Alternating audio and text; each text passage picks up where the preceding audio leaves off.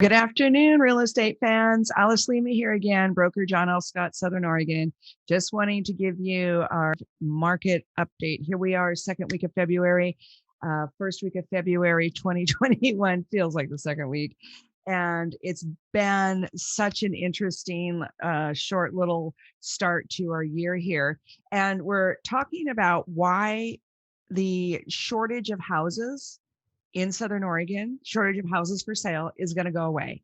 And it's not just me saying that. There's actually several other, bigger entities, professional economists, the National Association of Realtors, some of the management at John L. Scott. They're all kind of looking out into their crystal balls and saying, okay, last year we had a lot of sellers did not go on the market. This year we have our regular sellers ready to go on the market. So now we have 2 years of back inventory ready to come on the market. Plus, with all the world events, and I'm not being political because I'm not like that, but with everything going on, people are nervous. And I know this because they tell me every single day. So we have a lot of people leaving our area to go to other places. We have people coming from other places to go here. We have people that are here that are just moving to a different kind of scenario, whatever their life dictates that they need to do next. So yes, we have an extreme shortage of houses. If you're buying right now, please just know that that's not going to last very much longer, in my opinion, and in the opinion of some other people that are, very financially wise in these matters. And here's the 3 reasons why. One is our prices went up so fast, so high in just 10 months. And it was 2 artificially driven spikes. One was the COVID and one were the fires. So we had this extreme run up really quick, unforeseen, unpredicted. And now we're kind of leveling off as more houses come on the market, but people have a lot of profit. So one of the things that happens when people have a lot of equity is they start to decide to sell so they can capture that equity and either take it to the next step of their life or they just put it in their pocket. Like some of our friends in Central Point that we know and love are just hidden in their fifth wheel and they're going on the road and just going to enjoy a couple of years of traveling with all that money in their pocket. So yay for them. So one reason people are going to start putting their house on the market is because they have so much equity, so much profit. So profit taking. The second reason is the vaccine. The vaccine is here. People are getting it. Even people here in Southern Oregon are getting vaccinated.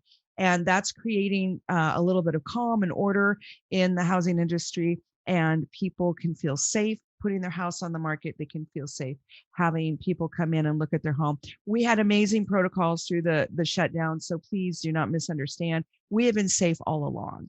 And we actually sold a record number of homes during the shutdown because everybody was nervous and wanted to make these life changes because they just didn't know what was going on. So just not having the crisis right in our face means that things are going to calm down a little bit. So reason number 2 is the vaccine. And reason number 3, record low interest rates. And even though I don't really like trusting the Fed's timelines about interest rates, they continue to say they're going to be low for a while. For me, low, in my opinion, is anything under 5%, because I don't know, a lot of us older people, we remember 9 and 11%, like when we bought our first homes in the 80s and 90s. So we have some VA programs closing at 1.9% interest. We've got regular, conventional, and FHA mortgages closing at high 2s, like 2.7, 2.9. And then we have non-owner occupied investment loans at 3.2 and 3.5. Who would thought you could buy a multifamily or an investment property and not live there and have 3 point something percent interest? Anyway, so those are the 3 reasons that myself and some other people think that we're about to have a backlog of sellers all come on the market at the same time. And at John L. Scott, our managing broker is Jim Remley, and he also believes that this is something that's going to happen in the next few months and carry on into 2021. And he calls it the dinner bell is about to ring. And it's just kind of a funny image, but it is like somebody's ringing the dinner bell and it's like, oh, it's okay, come on. And so everybody's going to put their house on the market at the same time. So a couple of quick suggestions. If you're a buyer, keep out there looking because there's stuff coming on the market every day. And one of the fun things I noticed just this week is we have some number of houses that are move-in ready that are under $250,000. Now they only have 1 bathroom and they're cottage style, but they're cute. They move in, they don't stink. I was just really, really pleased to see that. Now they're getting scooped up kind of fast, but that's okay. There's going to be more coming. So if you're buying, still stay out there. When you find the right price, find the right home, go ahead and write your offers, but also know if for some reason you don't get it, there should be more coming down the pike. If you're selling, you've got a choice to make, because right now it's early February. We're still technically in a shortage. So if you can get your property on the MLS in like 2 to 4 weeks, I think you'll still catch that kind of that crescendo as we transform the seller's market into a stabilizing market. We might even see later this year some neighborhoods go down a little bit, but the point is we're not going to keep going up in my prediction. And in fact, even though last year we had double digit appreciation unexpectedly, I just don't see that happening this year. I see it flattening out, some going up, maybe some neighborhoods going up, in my estimation, 3% to 7%, just kind of moderate, sustainable, stabilizing. We may have some neighborhoods go down a little bit if they get too many houses on the market at the same time and they don't sell. And sometimes the reason they don't sell is sellers think, oh, it went up 15% last year, I'm going to add another 15%. Don't do that. Do not do that.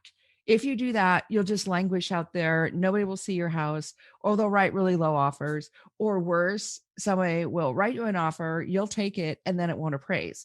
And that's a real sticky wicket. So just keep in mind, if you're selling, I feel that if you could get your house on the market in the next 30 days, you'll do pretty well, because you still have a lot of starving buyers out there. But as we start going into spring and summer, I just think it's going to be a more balanced market. The positive to that is if you're selling your house to move to another one, you are going to have more choices. So, and as Jim Remley says, that's reason number 4, is as soon as people see that there's something to buy, they will sell as well. Selling begets selling. So very interesting transition coming from post-corona. Well, I shouldn't say post-corona because it's not over. And we may have the effects for quite a while, but at least as we start to open up again and we get a little more used to this new way of buying and selling houses during a pandemic, wearing masks, having gloves, wiping everything down, only showing houses to people that are qualified to buy. There's no more recreational house hunting. You do not bring your neighbors and your girlfriend, your boyfriend. You don't bring all these people to come with you. It is no longer a social activity. Only the people that are on contract are supposed to go into a house, and only after being vetted financially and all that. So I see a lot of those protocols still staying in place just because it's good safety and it makes good sense for everybody. So those are the 3, actually we have a bonus, 4 reasons that we think that the prices are going to stabilize. They're at least not going to be going up so fast. And we're going to see a lot more choices in Southern Oregon housing. It's because there's profit, so people will sell. The interest rates are really low, so people will sell. And the vaccine is helping to create some safety, some real bona fide safety, so that people, especially if they're immune compromised and they wanted to make some kind of a life change, a lot of those folks held off, a lot of the elderly held off until the health situation stabilized, which it has now, or is about to. So yeah, so that's really good. And then selling begets selling. As soon as people see their neighbor got $340,000 for their house, then they might want to sell, or they can see the house they've always drooled over. It's like, oh, it came on the market, so let's put our house on the market. So anyway, that is my prediction. I think the low inventory is just about over. So if you want to talk about this, or you need some consulting about what direction to go next, you can call, you can text.